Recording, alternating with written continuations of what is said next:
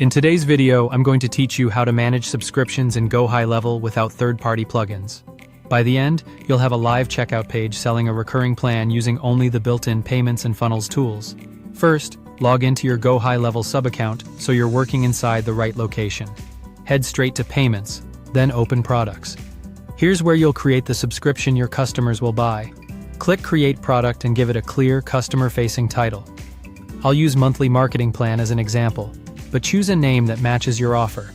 Next, select the type of payment. Since we're building a subscription, choose Recurring. Recurring means the system will automatically charge your customer on a set schedule, monthly in our case, until they cancel or until you stop the plan. This removes manual billing and keeps your revenue predictable. Enter the amount you want to charge. Below that, you'll see an optional comparative price. This is the higher reference price that displays alongside your actual price to showcase a discount, like striking through $299 and showing $199. It doesn't change billing, it's purely for perceived value. Choose monthly as the billing interval, then save your product. Now switch to Sites and open your funnels. You can pick an existing funnel, like an ebook funnel, or create a new one if that fits your flow.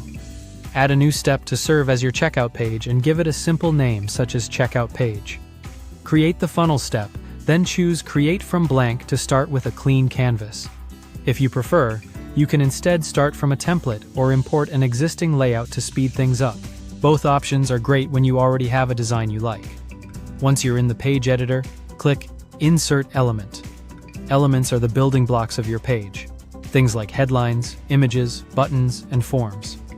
Drag a form or order form element onto the page where you want customers to enter details and pay. With the element selected, choose the form that's connected to your new product so the subscription ties to the correct billing setup. When everything looks good, click Save. Finally, publish the page so it's live and ready to take payments. That's it. You created a recurring product, placed it on a checkout page, and launched it. No plugins required. If this helped, subscribe for more.